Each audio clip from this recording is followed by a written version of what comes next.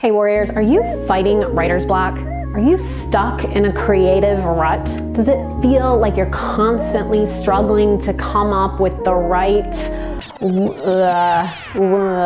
word? I mean, I wouldn't know anything about that. Does your brain feel like mush? This sounds like you. The problem might not be with your brain, but with your body. If you've spent a lot of time at a desk, hunched over, slouching, leaning, your creative energy might be stuck. I am going to tell you 5 beginner-friendly yoga poses that help you fight writer's block and get you writing again, even if you don't do yoga. These poses are going to help you unblock creative energy, get blood and oxygen flowing to the brain again, and help you feel better so you can fight for your creativity. So let's jump in.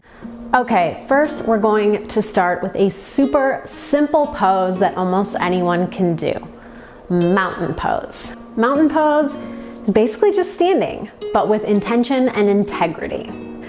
We're gonna put our feet about hip distance apart, just for some nice support from the ground up, and we're gonna press all 4 corners of the feet into the ground, the mat, wherever, including the toes, and we're gonna push up away from the ground to engage the muscles in the legs. You can even imagine that you're trying to lift your kneecaps up toward the ceiling or your face or the sky. It's just going to start to engage those muscles of the legs. And then moving up to the belly, to the center, you can pull that belly button up and back toward the spine to engage the core, just for some extra support to support our center and basically our whole body. So pulling that belly button up and back. Moving up to the shoulders, you want to pull those shoulders down away from the ears. So throughout the day, if we're sitting at our desks or even if we're standing, looking at our phones, we're hunched forward, we're looking down, our shoulders are pulled forward or up toward our ears. We're just kind of tense. So now we want to pull them down, let them fall away from our ears. And you can pull the shoulder blades together behind the back, almost like you're trying to pinch an invisible pencil between them. Then you can let your hands fall open at your sides, maybe your palms forward for a very active stance. You can let them fall at your sides, whatever feels good to you.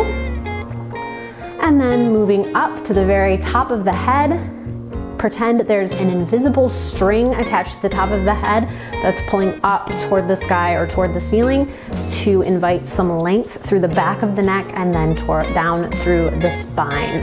And this is mountain pose. So all you need to do here is take nice, deep, full breaths in through the nose and sigh it out through the mouth. This pose is a great way to get some energy back, some energy flowing through the body. If you've been sitting for a long time and you can't really do any sort of movement wherever you are, all you have to do is stand up and stand with a little structure, a little integrity and intention. And a great way to remember this posture is we're stacking our head over our heart and our heart over our pelvis. You can even practice this when sitting. As long as you bring that breath and bring that intention, you can make it work wherever you are. The next pose we're going to look at is forward fold. Now, whenever I talk about forward fold, I always hear from someone, but I can't touch my toes.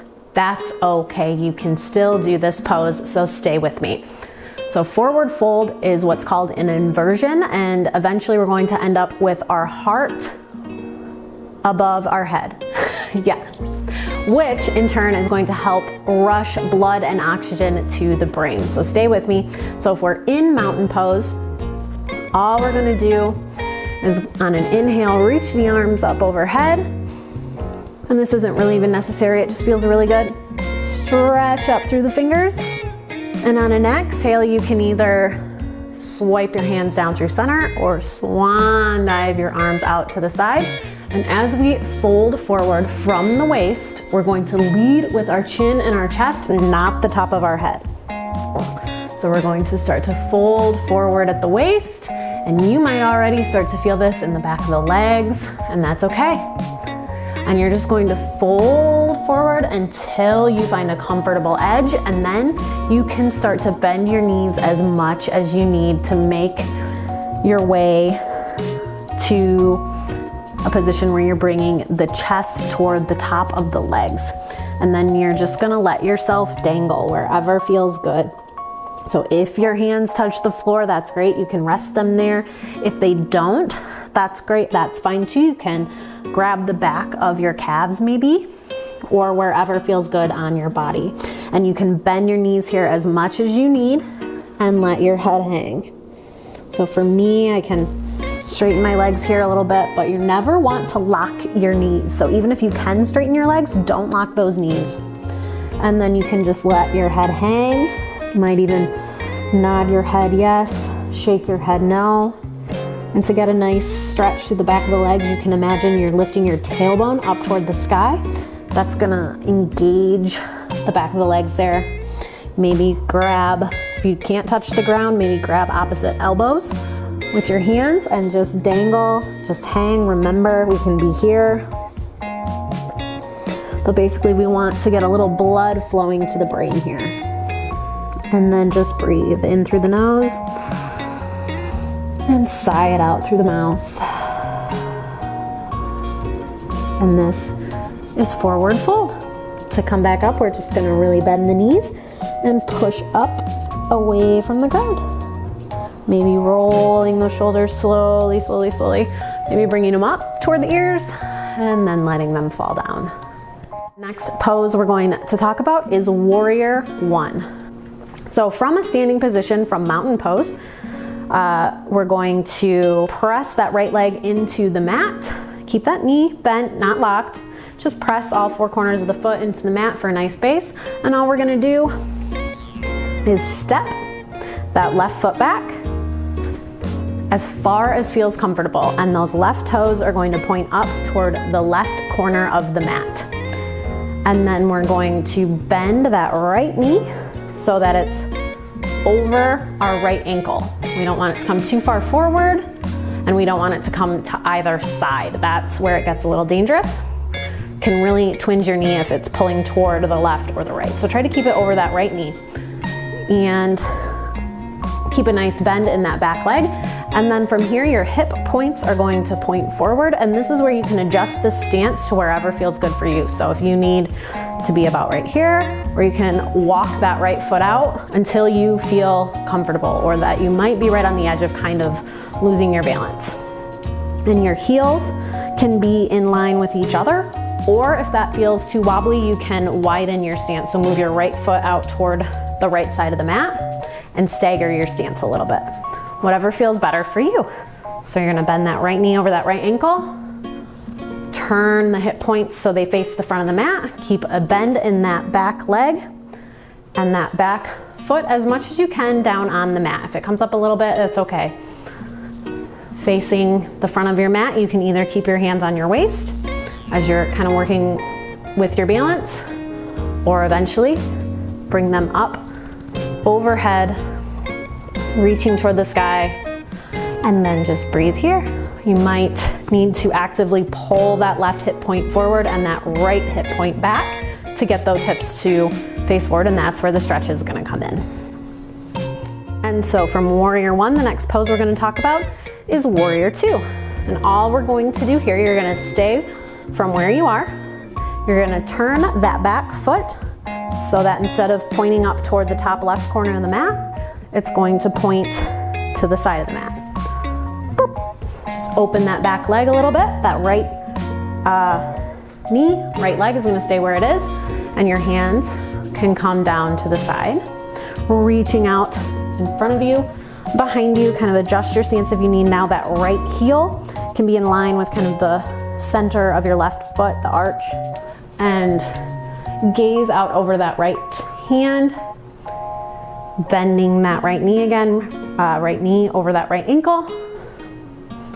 And there we go, Warrior Two. We're opening up through the hips, we're stimulating the center of our body, we're getting blood flowing through the body, so hopefully a little more creative energy moving. And the last pose we're going to talk about is a seated version of Reclined Pigeon. So Reclined Pigeon we typically do on our backs, and you can do that, but I'm going to teach it to you from a seated position. So we're going to take a seat, on the floor, on our mat. Put your legs, bend your knees, put your feet out in front of you. Make some ski slopes with your shins. And we're going to keep that right foot planted. We'll pull up the left foot to the top of the right leg, right thigh. So this might be a little intense. And you can adjust that right foot accordingly. Bringing it away from the body is going to help.